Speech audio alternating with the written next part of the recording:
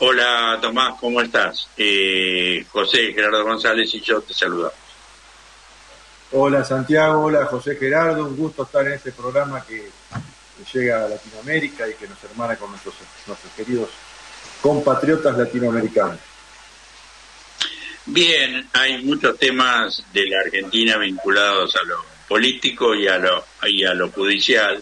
Ya la vez pasada hablaste de las denuncias penales y los pedidos de juicio político al, al presidente, al nefasto presidente que desgraciadamente fue convalidado por el voto popular. Pero lo que hay que tener en cuenta para lo que muchos hablan de la continuidad democrática y exageran y entonces le permiten a un gobierno hacer lo que se le cante para hablar precisamente y violar continuamente la Constitución, la norma del Congreso, la libertad de expresión, influencia sobre la prensa, etcétera, etcétera, que eso no tiene nada que ver con la democracia ni con la Constitución Nacional.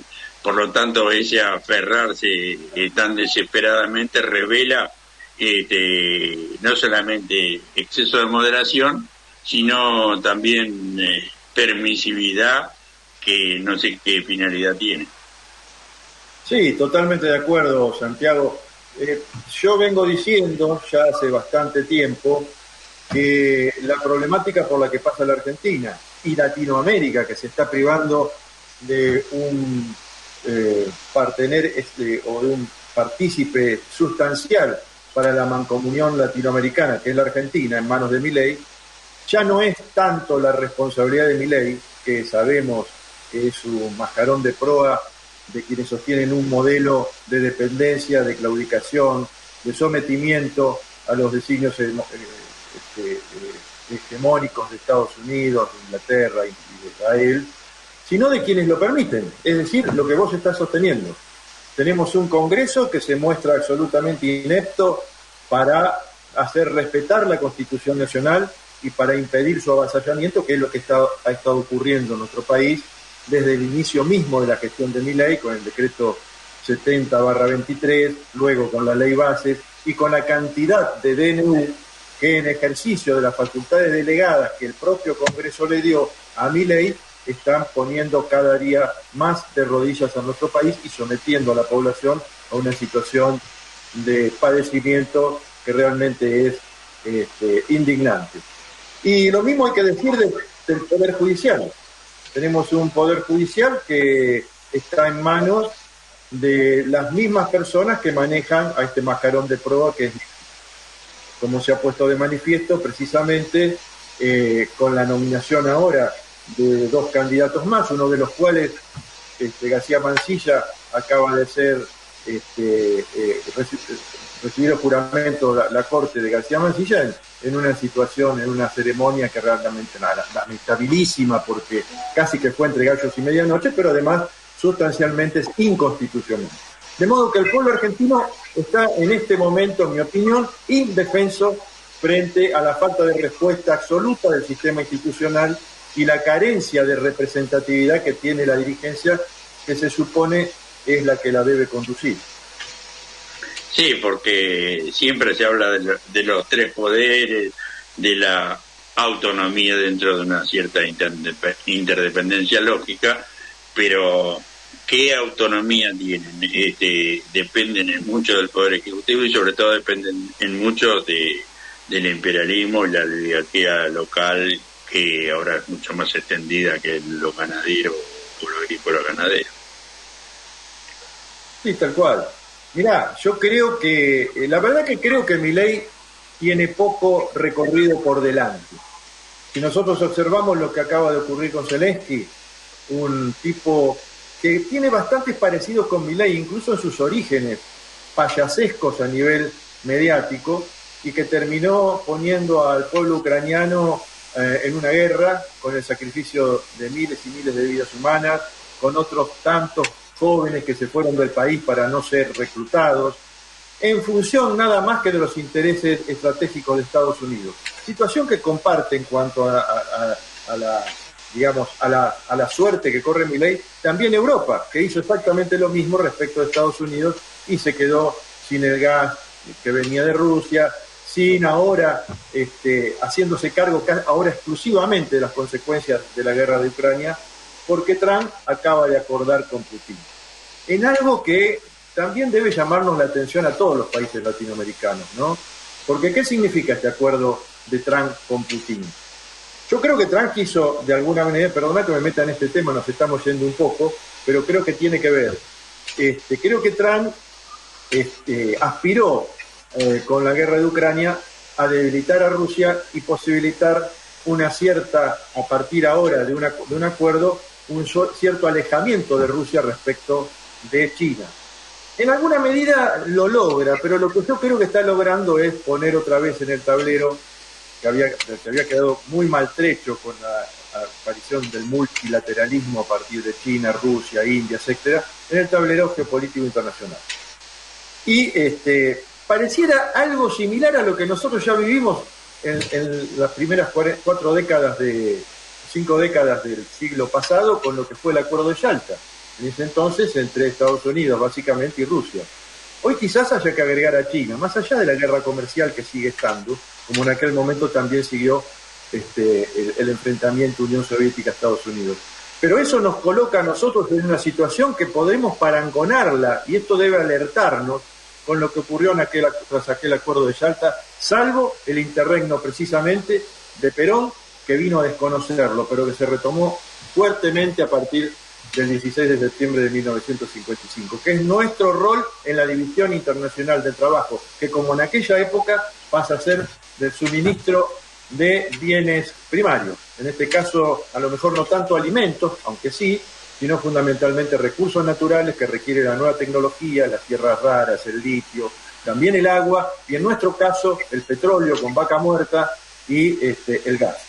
De modo que creo que esto es algo que estamos descuidando, estamos viviendo sobre los acontecimientos, pero ocurre. Y creo que Milei va a sufrir en breve la misma suerte que sufrió Zelensky una vez que fue utilizado. A Milei lo van a reemplazar cuando ya no sea útil a este esquema de Trump y de los factores locales de poder que lo sustentan. El problema nuestro es que ese reemplazo no va a modificar en absoluto el modelo.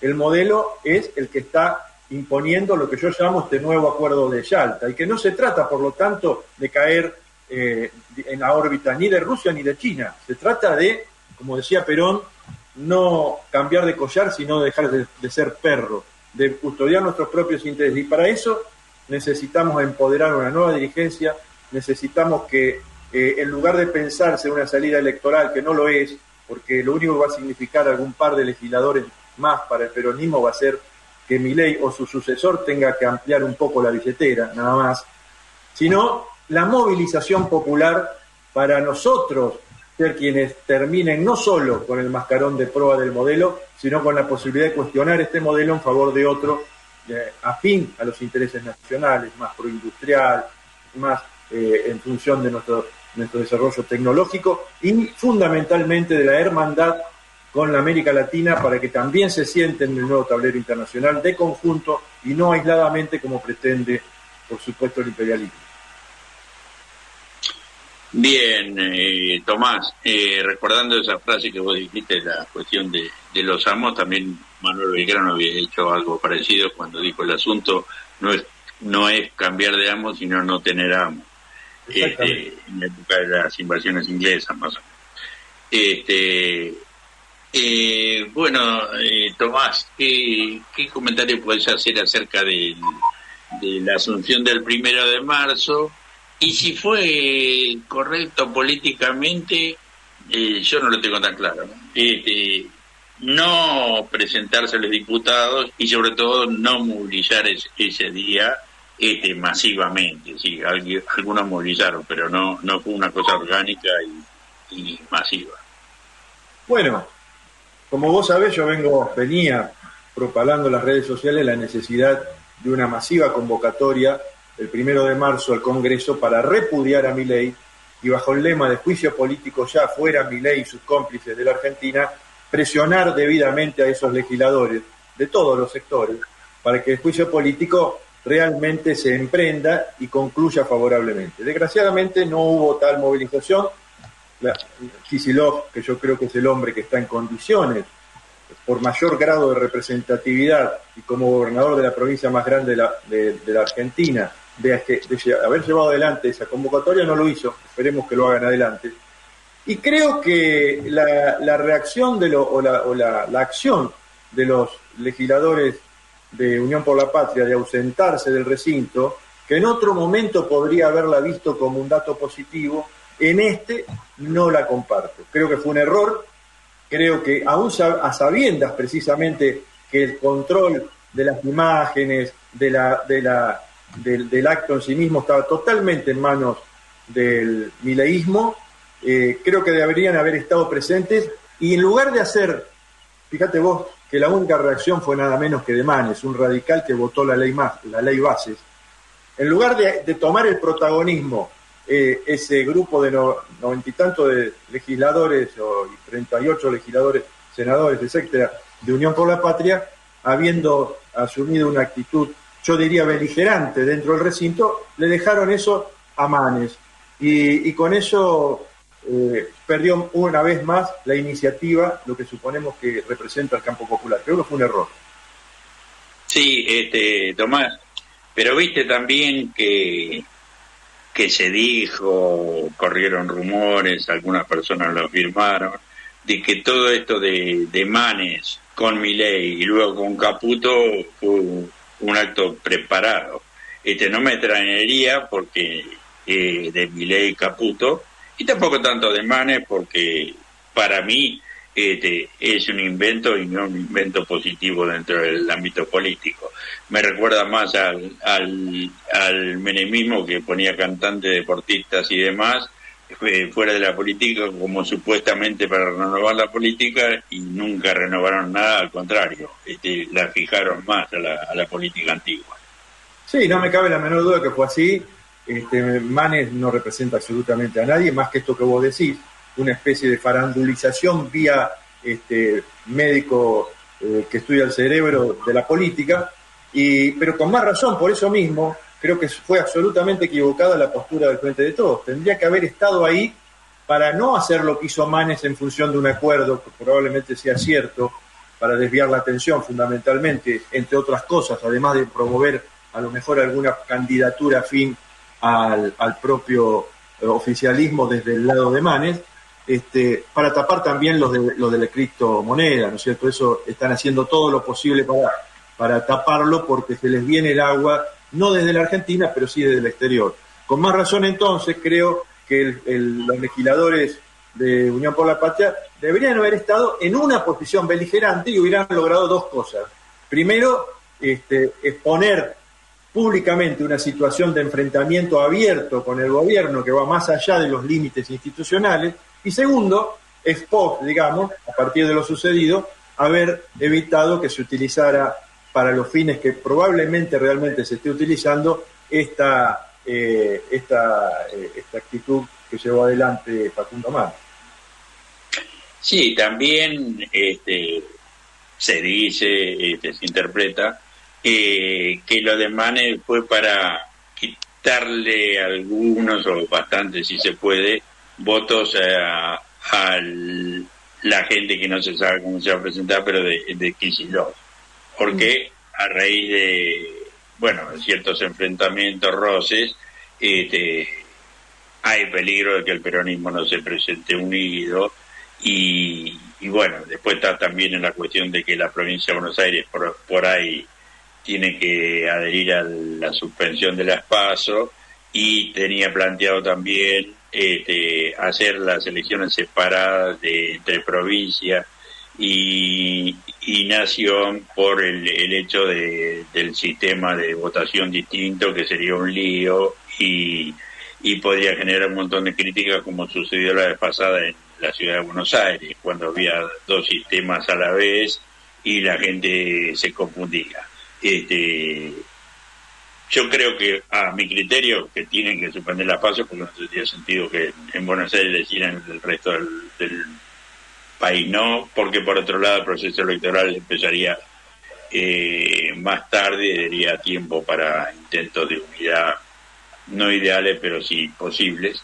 Y después, bueno, en mi caso, y creo que en el tuyo también, de lo que hay consideramos que lo mejorcito es Kicillof, que sea la solución para el momento argentino, y tal vez no, pero bueno, es lo mejor posible aquí y ahora. El punto es no jugar toda la lucha popular tras la cuestión electoral. Existe la calle, existen los paros, existen las movilizaciones, que va mucho más allá de lo electoral. Y aparte la democracia no la podemos ligar solamente a elecciones cada 2 años. Incluso para esto, para mí, sería ideal unificar todos los plazos y que las elecciones fueran a 4 años. Y unificar todos los mandatos que todos fueran a 4 años. Claro, eso requeriría reforma constitucional, pero sería lo más lógico y razonable y más barato. Sí, la cuestión da para mucho, digamos, desde el punto de vista electoral es obvio que es muy probable que el oficialismo esté tratando de utilizar personajes como Manes y quizás algún otro para favorecer sus posibilidades electorales, fundamentalmente en la provincia de Buenos Aires.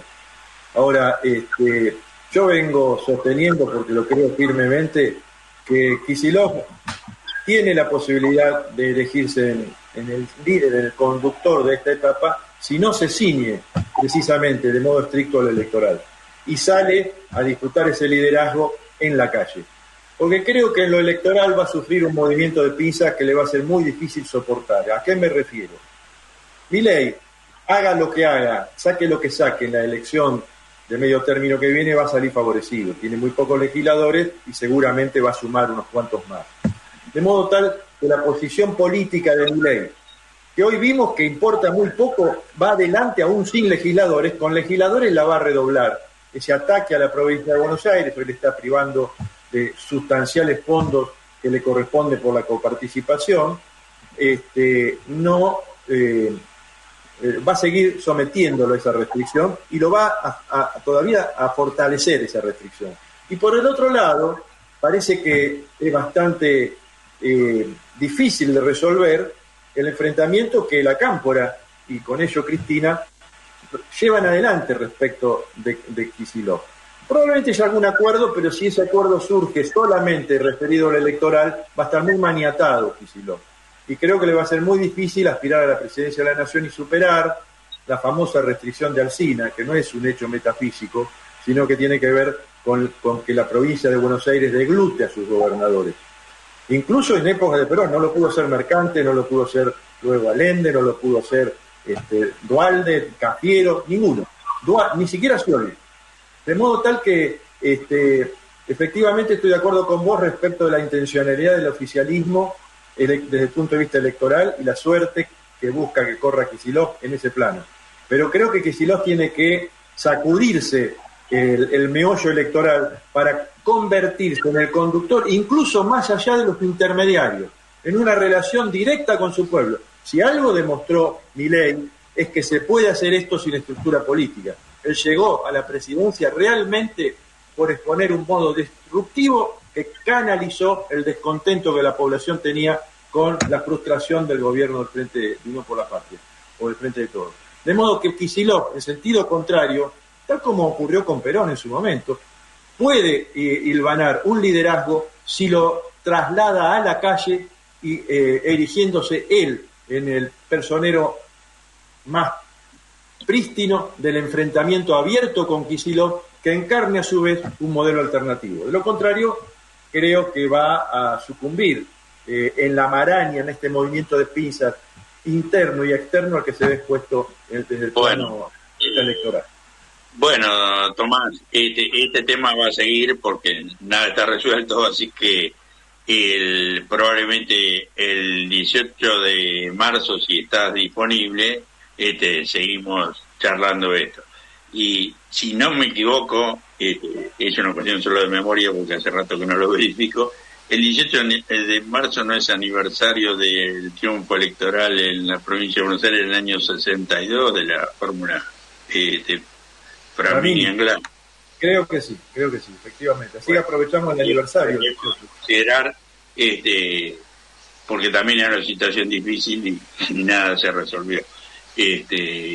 Bueno, te mando un abrazo y seguimos charlando, Dios mediante, o el infierno mediante, el próximo 18 de marzo. Te mando un abrazo.